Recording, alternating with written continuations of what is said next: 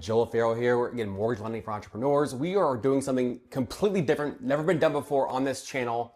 We are in East Dallas. We are at a new home construction site with Corbin Hicks, and we're going to be talking about Gen Z homeownership, new construction, flips, and investing, all the things. Learning opportunities, right? Mm-hmm. They're important. It can scare a lot of people, right? But mm-hmm. it's also a gift. It can be a gift if you use it to fuel, future progress. Mm-hmm. And so if somebody is out there thinking, hey, I do want to get into flipping, and I do want to partner with somebody, any more advice on making sure that it's the right person? Like what kind of questions should they be asking?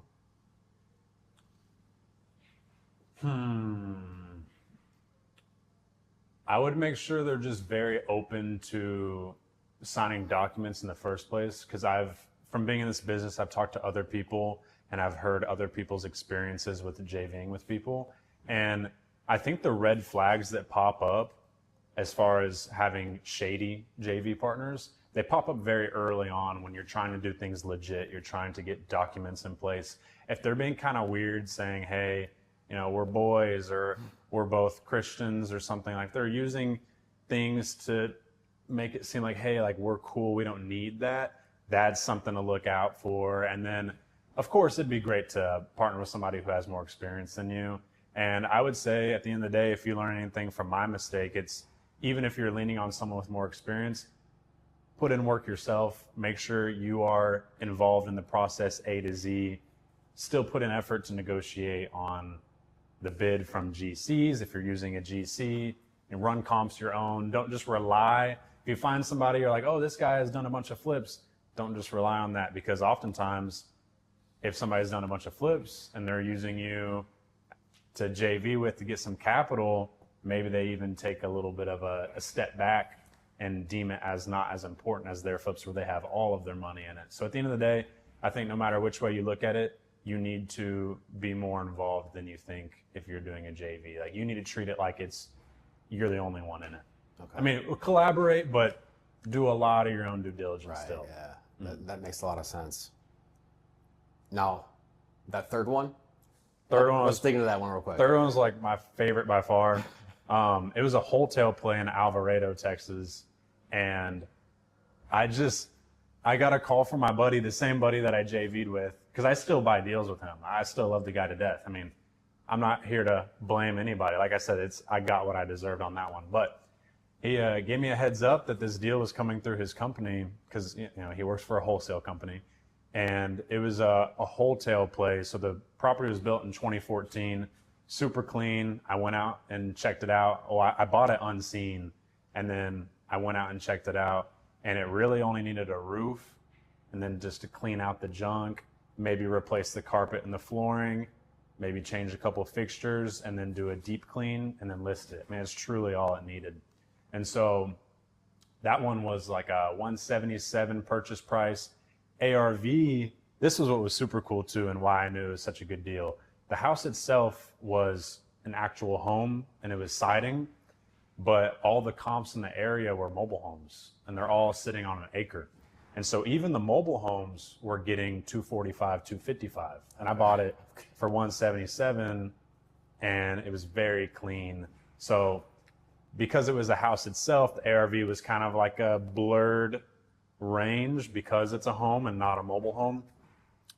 And so that one I was in and out, even with selling it, even with closing on it in 1 month, because I listed it for a mobile home price. And I mean, out of all the listings I've ever had, that was the most insane one. I mean, the showings were booked every hour of the day for the weekend. And I just took the highest and best offer, and it ended up being a cash offer for $258. Okay. So I netted like 41 on that one. Okay. All in a month. And I was like, whoa, like that probably won't happen again, maybe in the next 10 years. But that one I was extra hooked after that one, because that was a dream come true on that one. You mentioned the word wholesale. Wholesale. What does that mean? So that's a term people use. So, wholesaling, you get a property under contract, you never even own it, and you assign it with a higher contract that you get from the actual end buyer, and you split that difference. I think it's just a term that people created because the house is so turnkey and you don't need to do hardly anything that you're almost wholesaling it, but you are actually buying it and closing on it through a title company, and then you just immediately list it. So I think that's how the term was birthed. I don't know why it's called wholesale, but it's such a small window of construction that you're almost wholesaling it, but you're listing it for a retail buyer to live in. Okay, so now you're hooked. Are you still trading? No, Here and no. there? So no trading at that point. Just No, focused on real estate. I feel like at the end of the day, I've spent an insane amount of hours studying everything there is to do with trading, and I think I could still do it and be decent at it, but I had to reframe my mind and think, is this something I could do and actually support a family in the future when I inevitably do want a family? And I don't know, maybe it's silly that I went from doing one risky thing to another, but I just think flipping is more tangible, and I have systems in place to where I won't buy a deal unless it has a certain criteria.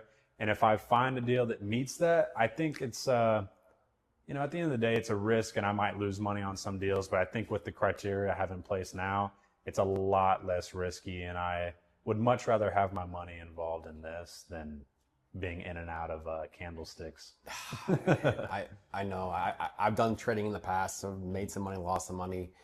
And the more I've gone down the rabbit hole, dealing with market makers and, how much control the algos have it can be challenging. And it's hard to scale as well.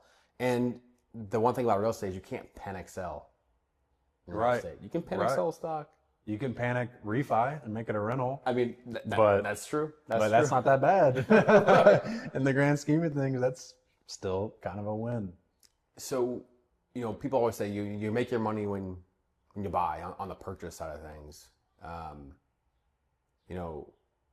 I've always also said that, the biggest risk typically, or the biggest error comes in the construction side of things. And if you can get a gauge on that, then you can really do better penciling on the front end. But like, how do you navigate that? The more deals you do, the more experience you have dealing with contractors and the numbers, and where do people make their most mistakes? I think exactly what you said with like, you make money when you buy. I think a pattern I've been noticing, because I have been having people reach out to me that are first time flippers, and this is such a reoccurring thing, so I'm glad I'm being able to say this. I think people will be, okay, I want to do a flip. So I'm searching for these properties. I'm looking on market, like Zillow and everything. Maybe they don't have their license, so they're going directly to the real estate agents. Then they connect with some wholesalers, so they're having different avenues of looking at deals, and they're actively shopping them. But especially here in the DFW, it's hyper competitive. I mean, there's guys out here who are all cash. They don't use hard money. They have their own crews. So they're paying premium prices for these messed up houses because they can. And so for someone to be a first-time flipper, they still need hard money. They're probably going to hire a GC, so it doesn't pencil out very well. So they keep looking at these houses, they keep getting beat, and they start getting frustrated. And so they kind of make an ultimatum in their head. I'm going to buy something in the next week, or I'm going to buy the next deal I see, and because I'm just ready to start. Like, I'm motivated, I want to do this. And I think that's the biggest mistake I've been seeing, because I'll have people hit me up and be like, hey, here's the situation I'm in. What do you think? I mean, I know you have a little bit of experience with this, and I'll talk to them about it. And that's kind of a reoccurring story I hear. So I think the biggest mistake people make is getting just uninformed optimism is a phrase I've heard, and I've suffered from that too.